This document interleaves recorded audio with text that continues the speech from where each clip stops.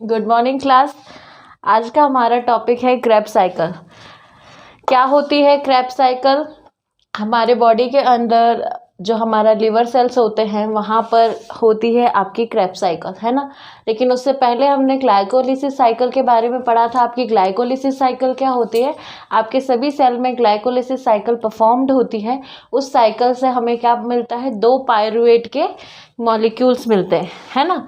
तो जो 2 pyruvate molecules है उनका 1 बाय 1 क्या होता है? उनसे क्रेब्स साइकिल परफॉर्म्ड होती है ना। तो हमारा पायरुवेट जो हमको मिला हुआ है आपकी ग्लाइकोलिसिस साइकिल से, उस साइकिल के बाद में जो पायरुवेट है उसका क्या होता है? पायरुवेट ऑक्सीडेशन होता है। क्या होता है? Pyruvate oxidation. पायरुवेट ऑक्सीडेशन से हमको क्या मिलता है? एसिटाइल को एंजाइम हमें मिलता है। पायरुवेट जो आपका है वो क्या हो जाता है? Converted into acetyl co enzyme. ठीक है। तो पायरुवेट ऑक्सीडेशन के प्रोसेस में क्या होता है? 3 टाइप के एंजाइम्स फंक्शन परफॉर्म करते हैं जो पायरुवेट को एसिटाइल को एंजाइम्स में कन्वर्ट कर देते हैं, है ना। कौन कौन से एंजाइम होते हैं? पायरुवेट डिहाइड्रोजिनेस कॉम्प्लेक्स, इनके अंदर ही ये एंजाइम्स होते हैं।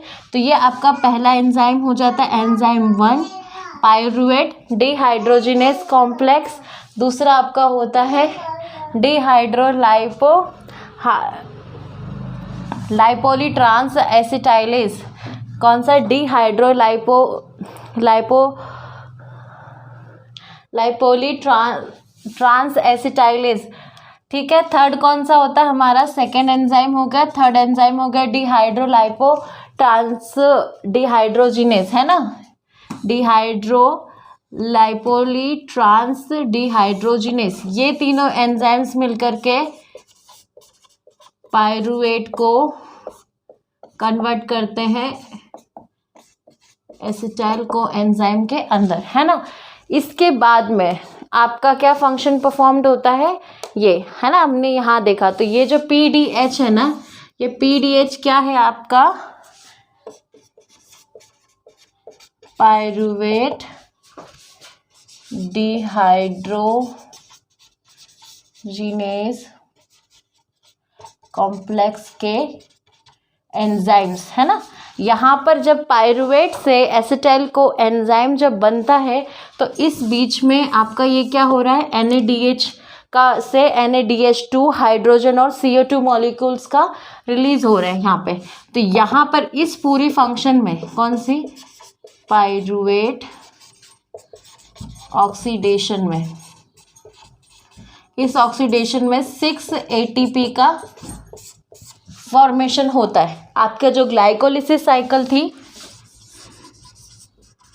ग्लाइकोलाइसिस साइकिल, इसमें होते हैं 6 ATP और 8 ATP का फॉर्मेशन। ठीक है। फिर आपकी जो आपकी पायरुवेट ऑक्सीडेशन होता है आपका जो, उसके अंदर हो जाते हैं 6 ATP, है ना। इनमें भी 6 ATP का फॉर्मेशन होता है। ठीक है। देखो यहाँ आप अब साइकिल से समझते हैं। पायरुवेट एसिटाइल को एंजाइम में कन्वर्ट हुआ किस एंजाइम के प्रेजेंस में? PDH पायरुवेट हाइड्रोजिनेस कॉम्प्लेक्स एंजाइम की प्रेजेंस में आपका पायरुवेट कन्वर्ट हो जाता है एसिटाइल को एंजाइम में। यहाँ पर आपका NADH जो है वो काय में कन्वर्ट हो जाता है, NADH रिलीज होता है और आपका कन्वर्ट हो जाता है ATP के अंदर। फिर आपका एसिटाइल को एंजाइम यहाँ पर 2 आपके मतलब सेल के अंदर क्या होता है? ऑक्जेलो एसीटेट क्या होता है? ऑलरेडी प्रेजेंट होता है। उस ऑक्जेलो एसीटेट को साइट्रेट में चेंज करता है। कौन सा?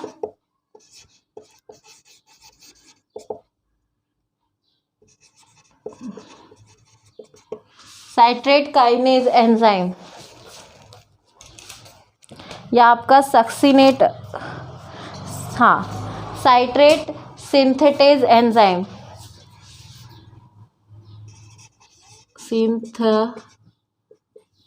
एंजाइम। तो आपका ऑक्जेलो एसीटेट को सिट्रेट सिंथेटेज एंजाइम क्या करेगा, सिट्रेट में चेंज कर देगा, है ना। फिर आपका जो सिट्रेट है उसको कौन चेंज करेगा, एकोनिटेज, लिख दो एकोनिटेज, एकोनिटेज नाम का जो एंजाइम है ना, ये क्या है, एंजाइम है, ये जो क्रेब्स साइकिल में फंक्शन परफॉर्म करे।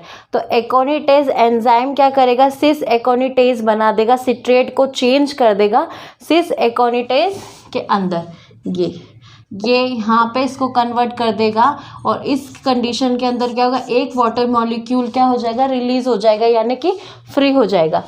फिर सिस एकोनिटेज को क्या होगा, वापस से एकोनिटेज एंजाइम क्या करेगा, वाटर मॉलिक्यूल की प्रेजेंस में, वाटर मॉलिक्यूल की प्रेजेंस में कैटालिटिक बिहेवियर दिखाते हुए, उसकी फंक्शन परफॉर्म करते हुए आइसोसिट्रेट का फॉर्मेशन करेगा। किसका फॉर्मेशन करेगा, आइसोसिट्रेट का फॉर्मेशन करेगा। यहाँ पे वाटर मॉलिक्यूल ऐड होगा, ठीक है। फिर वापस क्या होता है, आईसीडीएच का एंजाइम होता है,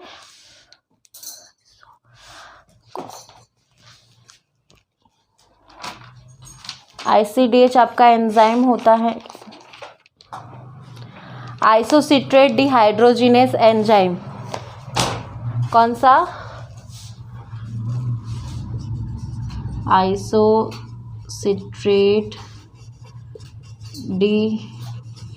डिहाइड्रोजिनेस एंजाइम, है ना। तो आइसोसिट्रेट डिहाइड्रोजिनेस एंजाइम क्या करेगा, आइसोसिट्रेट को किसके क्या काय में चेंज कर देगा, ऑक्जेलो सक्सीनेट में। ये आपका हो जाएगा, ये वाली रिएक्शन कहलाएगी ऑक्सीडेटिव कार्बोक्सिलेशन, ठीक है। इस ऑक्सीडेटिव कार्बोक्सिलेशन की मतलब रिएक्शन के अंदर में आपका आइसोसिट्रेट क्या करेगा, कन्वर्ट हो जाएगा एंजाइम आइसोसिट्रेट डिहाइड्रोजिनेस एंजाइम क्या कर देगा, ऑक्जेलो सक्सीनेट को का फॉर्मेशन करेगा, इसका फॉर्मेशन होगा। और यहाँ क्या निकलेगा, यहाँ NADH से NADH+H क्या रिमूव हो जाएगा, ठीक है। फिर वापस से आपका आइसोसिट्रेट डिहाइड्रोजिनेस एंजाइम क्या करेगा, इसको डायरेक्टली अल्फा कीटोग्लूट्रेट में चेंज कर देगा। अल्फा कीटोग्लूट्रेट में चेंज करने की वजह से चेंज कर देगा। फिर वहाँ पे दोबारा से क्या होगा, एक फंक्शन परफॉर्म्ड होगा, एंजाइम कौन सा, अल्फा कीटोग्लूट्रेट डिहाइड्रोजिनेस एंजाइम, है ना। इसको क्या करेगा, CO2 को रिलीज करेगा और यहाँ NADH2 भी फॉर्मेशन होगा और इसको क्या करेगा, अल्फा कीटोग्लूट्रेट क्या काय में कन्वर्ट हो जाएगा, सक्सिनिल को एंजाइम्स में कन्वर्ट हो जाएगा, ठीक है। फिर यहाँ पर क्या होगा, सक्सिनिल को एंजाइम को सक्सिनेट थायोकाइनेज क्या करेगा, कन्वर्ट कर देगा दोबारा से सक्सीनेट में। और यहाँ पर क्या होगा कि GDP का फॉर्मेशन होगा और आयोनिक इनऑर्गेनिक पायरुवेट के साथ मिल करके GDP क्या बना देगा, GTP। ये हो जाएगा आपका ग्वानिन या ग्वासीन ट्राईफॉस्फेट, ग्वानोसिन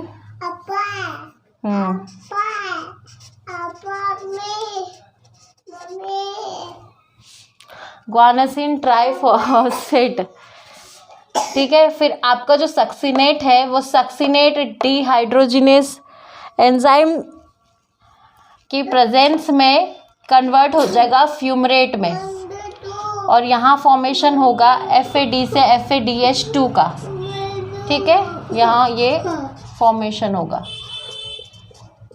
फिर फ्यूमरेट से फ्यूमरेज एंजाइम क्या करेगा, फ्यूमरेज को वाटर मॉलिक्यूल की प्रेजेंस में मैलेट में चेंज कर देगा। तो ये जो मैलेट है ये आपका इसका फॉर्मेशन होगा और वापस से मैलेट डिहाइड्रोजिनेस एंजाइम क्या करेगा, इसको ऑक्जेलो एसीटेट में कन्वर्ट कर देगा और यहाँ पर हमको दोबारा से NAD से NADH2 मिलेगा। तो जैसे जैसे आपका एंजाइम फंक्शन परफॉर्म करते जाते हैं वैसे ये साइकिल पूरी यहाँ घूम करके आती है। जब एक ये साइकिल का टर्न पूरा हो जाता है तो एक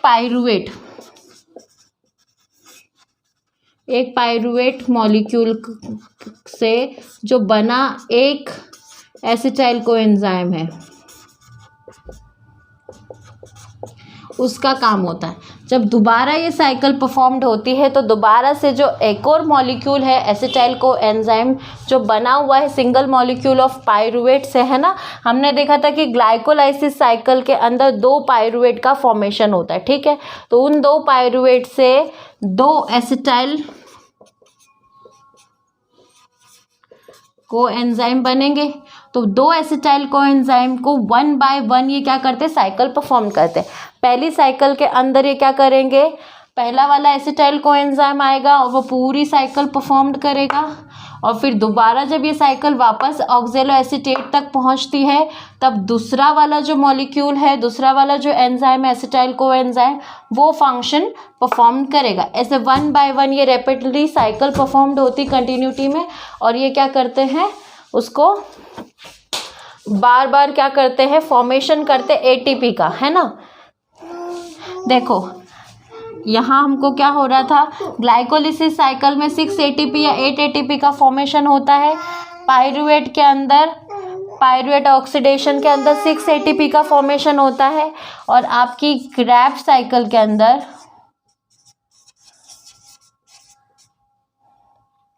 होता है 12 ATP का। जब ये साइकिल रिपीट होती है तो ये हो जाता है 24 ATP का फॉर्मेशन, ठीक है। लेकिन जो आपकी इलेक्ट्रॉन ETC साइकिल है, इलेक्ट्रॉन ट्रांसपोर्ट चेन वाली जो साइकिल है, उसके अंदर होता है 36 ATP का फॉर्मेशन, क्योंकि सबसे ज़्यादा इलेक्ट्रॉन्स का ट्रांसपोर्टेशन आपका उसी के अंदर होता है, ठीक है।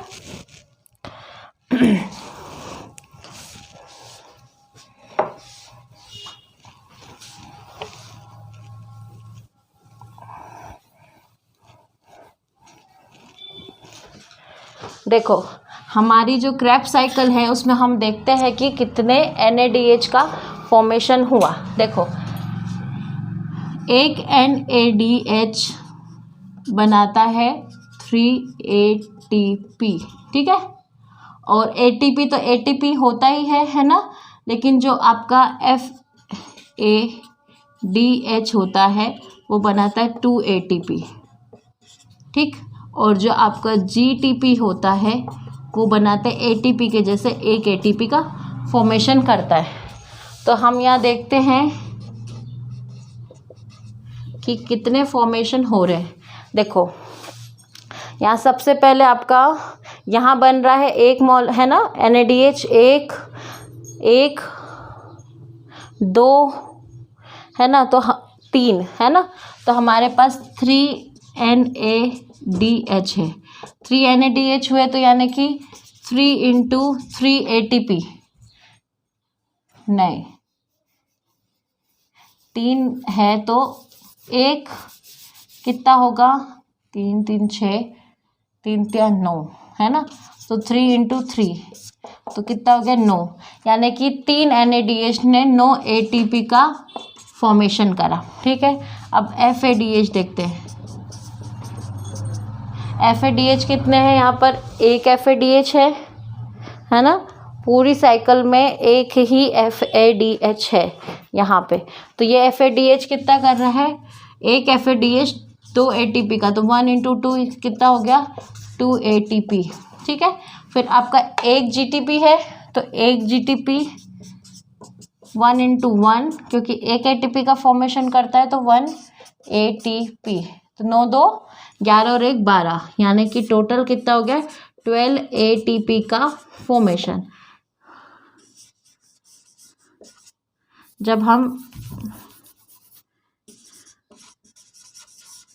सिंगल साइकिल की बात करते हैं तो एक सिंगल क्रैब साइकिल के अंदर में आपका कितने एटीपी बनते हैं, 12 एटीपी का फॉर्मेशन होता है। ठीक है,